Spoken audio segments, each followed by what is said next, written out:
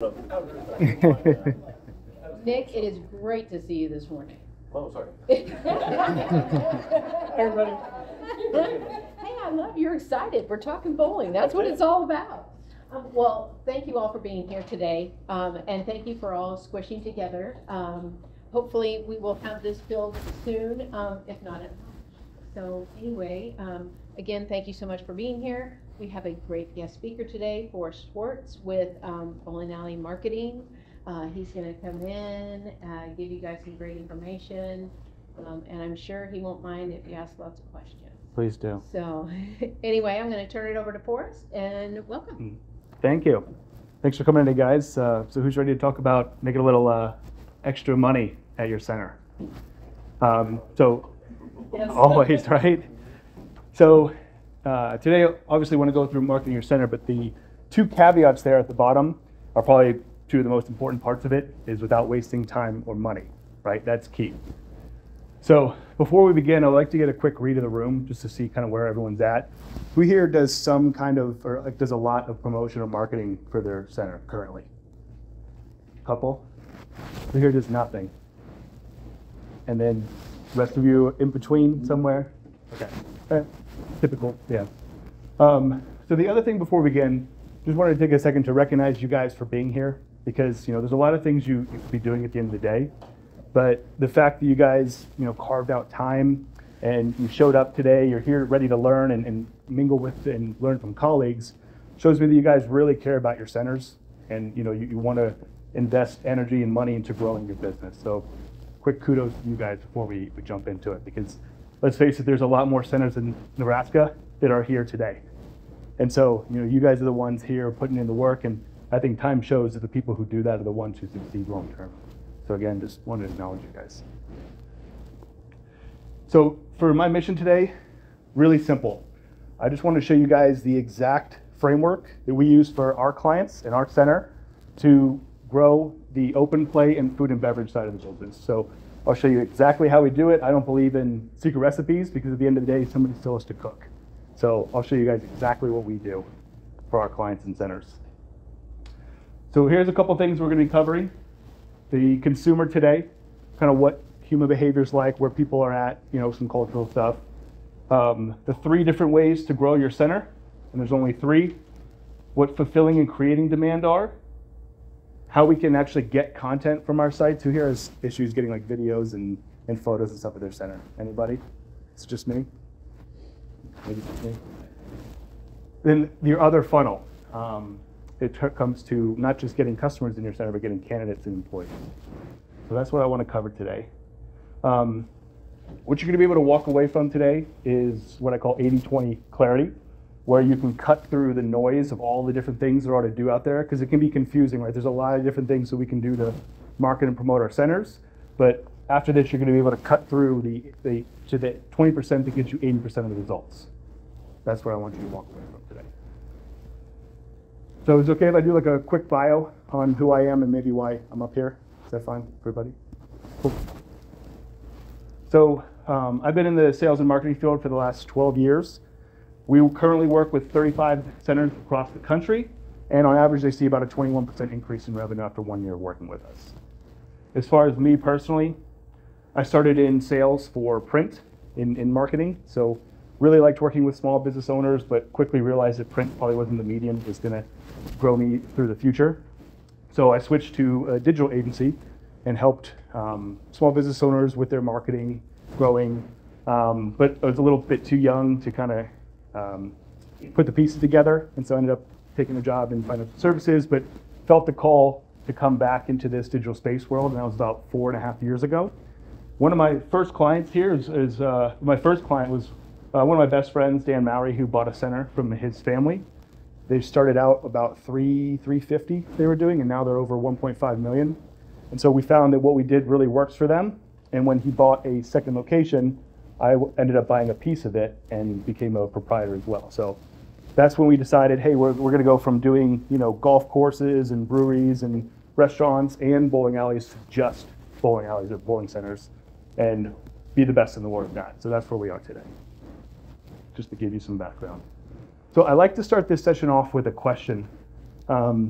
Because a lot of times when we look at marketing, we look at it as a line on the P&L, right? We're trying to minimize an expense, trying to get that number down. But just for this session, at least, or hopefully after, I'd like you guys to take a look at it maybe from a different perspective and ask the question, if for every dollar you spent, you got $4 back, how would that change how much you spent for your marketing? You might look at it a little bit differently if you were getting a positive ROI and you knew that you were getting a positive ROI from it. So let's jump into the consumer today. I'd like to take some guesses from the audience here on how long you think the average person spends on their phone every day. 5 hours? 3.5? 8? Depends if they're at home or at work. Yeah. So actually, you're all pretty close. I mean, you're all right in some regard. It's a curve. Some people more than others. But that big block you see is 5 to 6 hours a day is the average. And if you look at kids, it's actually, they're more towards the right on that 7 or more hours a day, which kind of blows your mind, right? Like, first time I saw it, I thought, wow, like, what are we doing? You know, and kind of like, oh, that's where maybe some of our youth leagues went. They're on their phone all day. But the opportunity is nice because if 80% of the people are on their phones 3 hours a day or more, the big opportunity is like, all right, well, where do we want to go and get in front of people to bring them into our center? What's the best place to get in front of them? Probably on their phone, right? So that's really what we want to focus on. The 3 different ways to grow a bowling center. Does anyone want to take a crack at what they are? There's only 3. I've talked to many people. We have a podcast I'm going to talk about later, but I talked to people with 50 years of experience, 40, and it all boils down to 3 ways. Who wants to guess one of them? How to grow revenue at a bowling center. Toss one out. Expansion. Expansion in terms of? I suppose number of lanes and services. Okay. Yeah, so exactly. That's actually one of them. So ownership. yeah, that'll help. That'll help. So for what I found, it boils all down to 3 different ways. Increasing your average ticket. So how much they spend when they walk in the doors. You want to get them to spend more when they come in. How frequently they visit your center. So we usually look at this on an annual basis. You know, they come in once a year, 10 times a year. The more we can get them in every year, the more we're going to bring in. And the last one is just new customers. So when I talked about the 80-20 clarity, this will hopefully help you guys boil it all down to just one of 3 buckets. There's only 3 ways to grow it, and then you just need to know which one you're working on at any one time. So let's talk about increasing average ticket. This will be the shortest one because it's the most operational, and we're here today more focused on promotions and marketing. But increasing your average ticket, obviously you can raise prices. Who here has raised prices in the last 2 years? Hopefully everyone's hand's gone up, at least on food, right? So obviously that's one we can do. It's quick, but we can only go so far. You can't raise prices forever. So the next one is adding product lines, which you said, adding product lines. So you get them, you add laser tag, you add escape rooms, food and beverage. Anytime you add a product line, you're increasing that average spend because they have more things to buy. And the last one is my favorite, actually, is putting multiple product lines together for a package. Who here has like a family value package or something where they put a couple things together for like a special? Is anyone doing that? Is that do pretty well for you, right? Exactly. So I think this is the number one way if you want to increase your average ticket. This is the one I would focus on. List out a couple of different products you have, put them all together in a package, build the value into the low cost of goods ones, like bowling doesn't cost as much, shoes doesn't cost as much. Don't discount the food because that has hard costs. But if you have like laser tag or things like that, it doesn't have a hard cost associated with it. That's where you can put the value. And you're going to bring people in, instead of them doing one thing and be like, oh, I like this one thing here. Now they have 3 or 4 things that they like at your center. So this would be the top one I would talk about. They get a more complete experience. They might come for one thing and end up liking another one. This is where I would really want to suggest that you guys focus on for increasing your average ticket. And if you want to learn more about it, we do a weekly podcast. This is Brandon from Hound, formerly FetchRev, and we talk deep about the experience economy and what people are looking for. They want unique experiences today, and we dive deep into that if you want to learn more. And so this is the episode just came out today. If you guys want, there's the QR code to our podcast on YouTube and Spotify, where we interview proprietors every week or industry like vendors or anyone in the industry to talk about what's working. So I found that like events like this are awesome, but we only have a couple of them a year. So this is a way to bridge that gap where we can meet once a week with someone who has many years of experience in different areas and figure out what's working. So average frequency, how often they're coming in. Does anyone track their average frequency right now? Like how often their customers come in on average? Does anyone know or have a guess? If you had to guess, what would it be? Who wants to volunteer?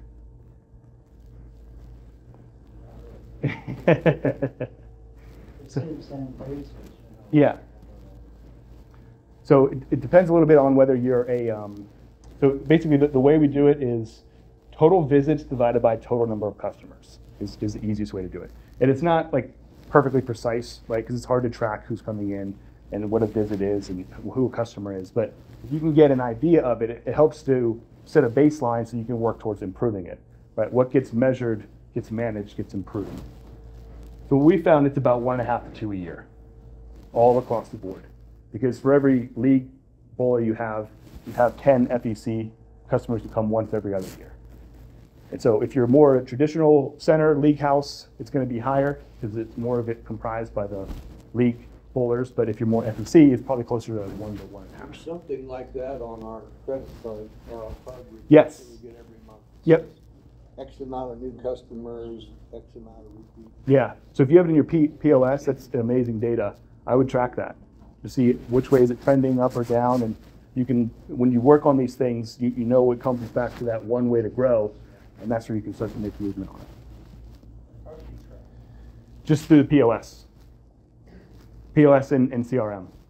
It's yeah. Like I said. This is a statement we get from our card processor, which is through the BPAA.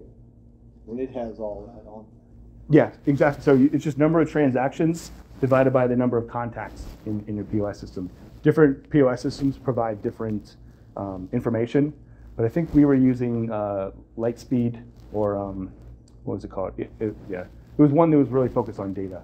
And so we looked up all the number of customers that we had and divided it by the number of transactions, and it came out to 1.77 or something like that. So right in there. And are you talking only open lower type scenarios? You can't really parse it out in the POS system unless you had a different system with your leagues. It would be just all transactions because the POS is your mechanism. So all transactions divided by it. And so it helps to see how often people are coming in because where you're at now is great, but what I want you to think about is adding an extra 1 to 2 visits per year for 30% of your customers. What that would mean is just get them to come back in one extra time. Like that would be a huge increase in business, and we know that it's a lot easier to get people to come back than it is to come in for the first time.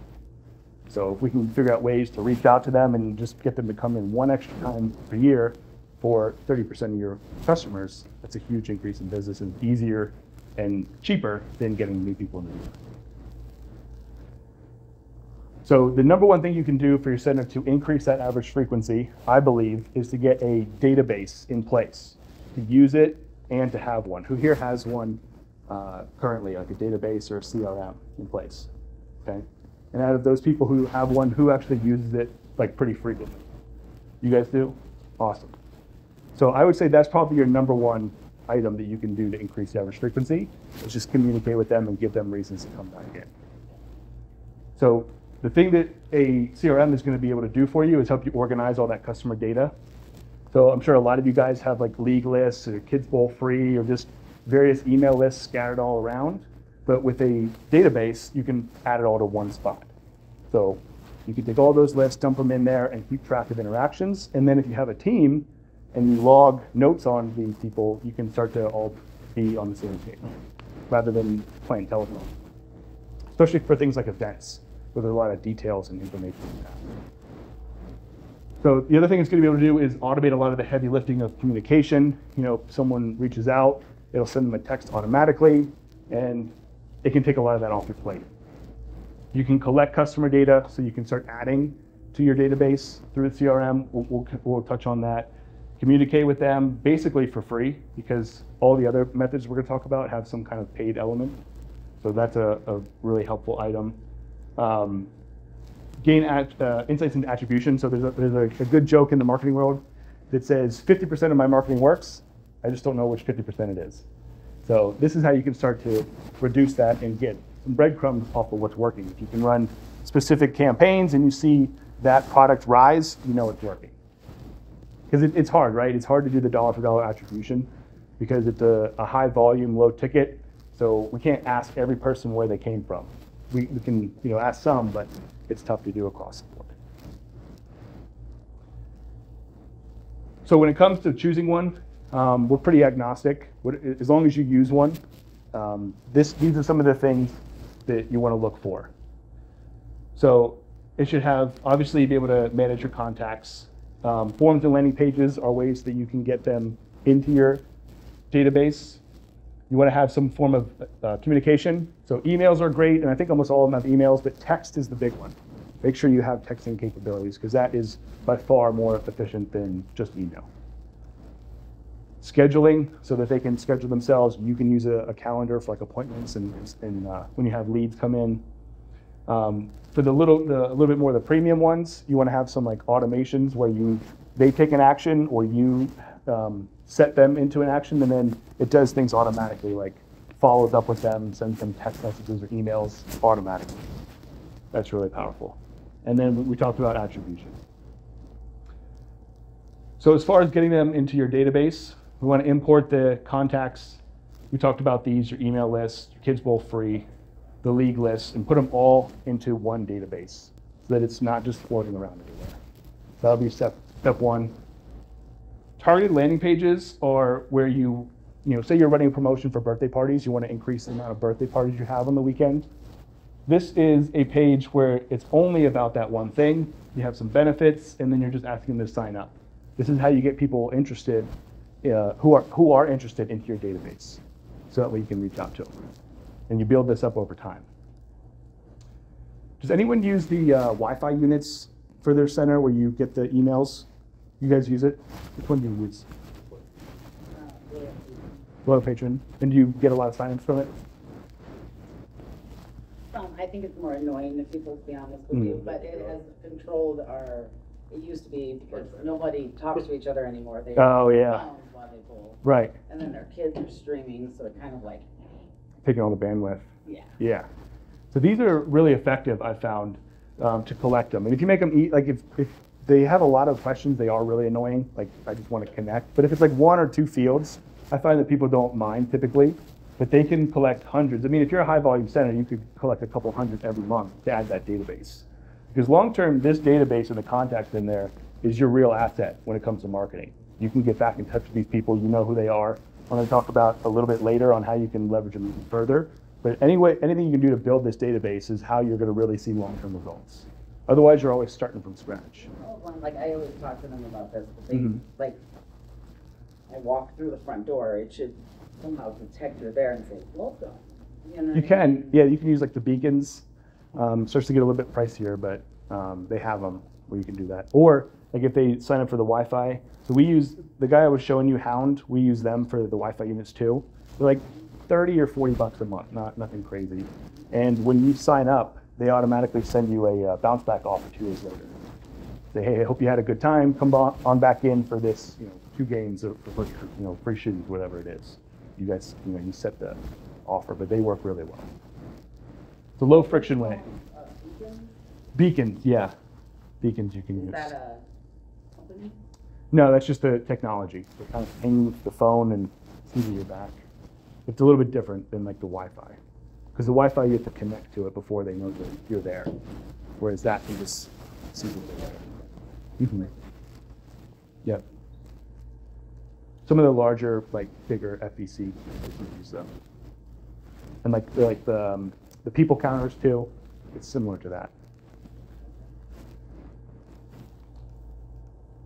The last one is website pop-up.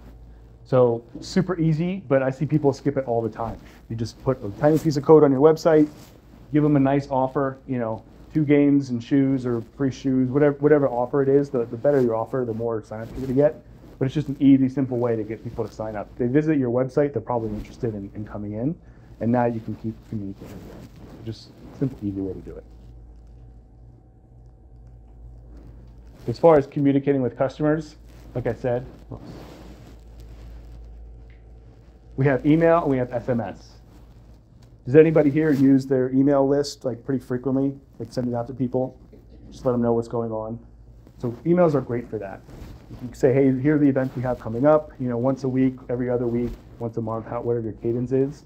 But a 20% open rate is like good in industry standard.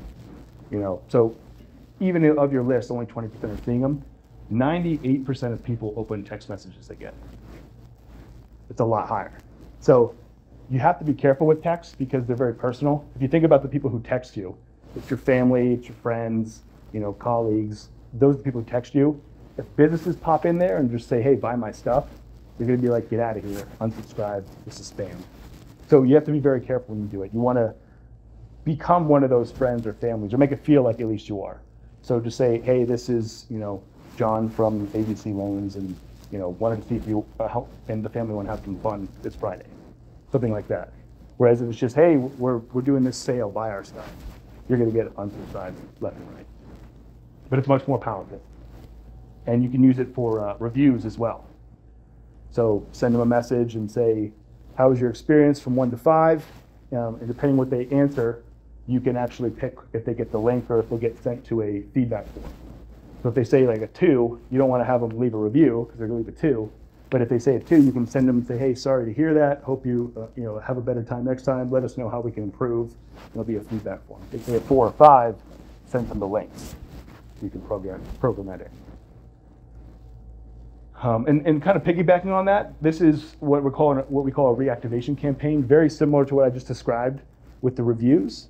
But instead of, this is with a offer. So we've used this to launch leagues, to launch events, like really high ticket stuff, because they work really, really well. I'd say out of all the stuff we do, this is probably the most powerful single channel. So you can kind of see here that depending on what they do, it's going to have a different outcome for them. So like I at the top of this example, I said that it's, hey, it's John from ABC Lanes. So you and the family want to have some fun this Friday night. Let us know yes or no. If they say no, it says, no worries, hope to see you in again sometime soon. And that's it. So it feels like a person just inviting them and that's it. If they don't respond, nothing happens. But if they say yes, it'll say, great, we have the perfect offer for you. Here's what we're doing on this time. And then we actually space it out, because if they get one long block, again, that feels like spam. It feels like a company's just trying to get you to buy their stuff. But you break it out, it feels like someone's texting it. Have you ever sent a long text and you kind of break it up? And so we have delays built in so it looks exactly like they're getting texted by a person and not just a robot. And that's how we kind of overcome that, get out of my text. Like that cost. What's that? What is a campaign like that cost? I find that with my price things out, very expensive. It's just it's a software. So we use one called Go High Level, and I want to say it's $200-300 a month. But you just have to build the campaign. So some of these ones, it's like the more that's done for you, the more expensive it is. But this one's it comes out of the box, but it's a clean slate. You just have to build it out. So like our team built this out with the delays and the branches, but once you have it, you can just change the text and it's done. It's like the first time's the hardest, and then it's good to go. And that's where, like in our database, it's 25,000. So, and it would go out to that many. Yeah, you'll want to drip it out, just in case you have an issue and it doesn't, there's just the way that there's spam for email, they have it for text now too. So you want to drip them out, but you just set it up to go out, 10 every 10 minutes or whatever you need to break that out. But this has been really effective, like launching social leagues. Say, hey, do you want to have some fun on Fridays going forward? And then they say yes, it sends them the details, and then at the end we'll even say, oh, by the way, I forgot to send you the links. And then we click the link. Like a machine wouldn't forget to do the link, but we make it feel like it's a person, and then they're more likely to do it. The only thing with these is you have to use them sparingly. You can't, this is something you can do every week or like every day. This is like a once a month, maybe once every other month kind of thing. Because, it is very personal. And so say we get some leads coming through. Now we want to talk about avoiding dropping the ball. So you said that you're using a CRM system, correct? You use a database like a CRM. So if someone wants to have an event and they reach out to you, how long does it typically take you on average to get in contact with them? Same day? Like within an hour, within 2 hours, 3 hours, on average? Probably more like a 4 hour average. 4 hours? Okay. That's pretty typical. Some are right away, but Yeah. depends what I'm doing. Right, exactly. Yeah. I mean, it all comes down to you, right? Yeah. If they don't reach out, or if you don't get them the first time, how many times do you call back? I'm just using you as an example to kind of illustrate, because I think that's pretty typical. Let's say I get a response back right away after I respond. Mm-hmm. But if you don't hear back, do you try again? You just let it go? I'll let it go. Let it go. Okay. Yeah. So one attempt, and then usually they get back, but not always. Yeah. Okay. Most of the time I get a reply back. Mhm. Or I reply to Okay. And do you reply via text or email, or what do you use? it's through the computer. Okay. So the On email. the website. Yeah. Okay. That's pretty good for email. Do you track your metrics on that? Like what percentage of people reply and what percent are booked and what percent turn into it? Okay. And then after the, yeah, I know, right. Time is, well, I'm going to get to that. I'm going to get to that. Probably. Right. After the event, do you send them like a follow-up, like, hey, do you want to rebook, or how was it? We'll leave us a review. Okay. And again, all very typical responses. That's why I think you're a good example. Being honest. Mm-hmm. So if 80% of it was automated, though, who here would do a lot more of this stuff? If it was done for you, right?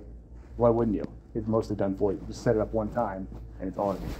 And that's the power of the CRM, is being able to set up one time, and it just does it automatically for you. Because let's be honest, you don't have time to do a lot of this stuff, right? If a lane's down, that's taking priority. You know, if someone calls in sick, you're working the front desk, that's going to take priority over this stuff. And so to kind of hit home the point of what we're talking about, I know you can't quite see the top, but this is a study that Harvard Business Review did, where they looked at how long it took people to get in touch with their leads and the percentage of contact that they got. So if you can see here, I know it's kind of small, but this 10-minute piece right here is the big drop-off. So if you can get with them within 10 minutes, you have a 90% chance of contacting them. After that, it goes down pretty substantially. And you said, 4 hours. And Facebook does an automatic. Yeah. reply to them. And sometimes I don't get that right away, so it says, yeah, we'll automate it, we'll get back to you. Yeah, and it lets them know so they feel someone's there, yeah. You know, I don't get on Facebook all the time. Yeah, you're working. Exactly. So yeah, sometimes there's a gap.